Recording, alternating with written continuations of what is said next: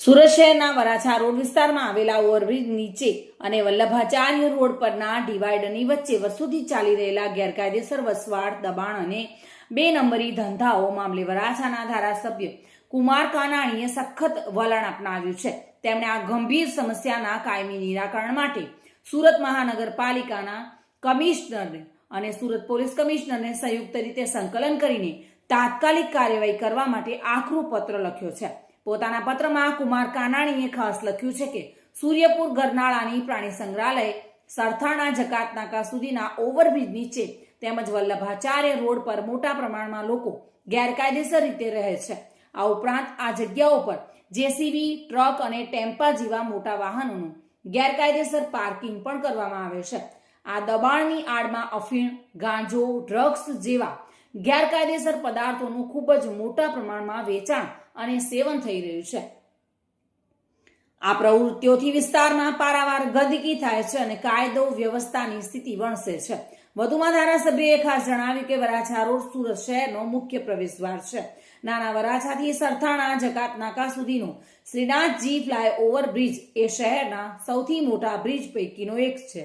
આ બ્રિજની નીચે વર્ષોથી ગેરકાયદેસર વસવાટ અને વાહનોનું દબાણ છે. આ બ્રિજ નીચે ગેરકાયદેસર લોકો ફક્ત વસવાટ કરે એવું જ નથી, પરંતુ તેમના ધંધા પણ 2 નંબરના છે. દારૂ, જુગાર, ડ્રગ્સ, ગાંજા, અફીણ અને અનેક પ્રકારના ન્યુસન્સ છે. એ લોકો પીવે પણ છે અને વહેંચે પણ છે. આ બાબતે અનેકવાર મૌખિક અને લેખિત રજૂઆતો છતાં આ પ્રશ્નનો કાયમી ધોરણે હલ થતો નથી.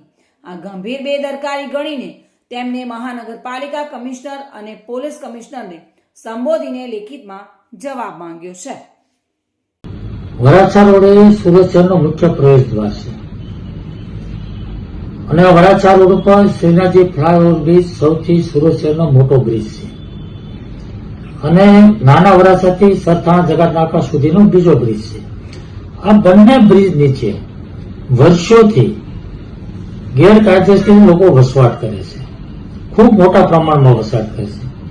આ બ્રિજ નીચે અનેક વાહનો, સંખ્યાબંધ વાહનોનું દબાણ પણ હોય છે. જેસીબી, મોટા ટ્રક, ટેમ્પાઓ, ટ્રેક્ટરો, એના કારણે ખૂબ ભયંકર ગંદકી પણ થાય છે. આ બ્રિજ નીચે ગેરકાયદેસર લોકો ફક્ત રહે છે એવું નથી, વસવાટ કરે એવું નથી, પણ એમના ધંધા પણ 2 નંબરના છે. દારૂ, જુગાર, ડ્રગ્સ, ગાંજા, અફીણ, અનેક પ્રકારના ન્યુસન્સ છે. લોકો પીવે પણ છે અને વેચે પણ છે અને અનેકવાર પોલીસે ત્યાં રેડ પાડીને પકડ્યા પણ છે અને મ્યુનિસિપલ કમિશનરને પણ ખબર છે. એટલે આ ત્યાં લાખો લોકો રોજ રોડ પર નીકળે છે, પોલીસ પણ નીકળે છે, કોર્પોરેશનના અધિકારીઓ પણ નીકળે છે.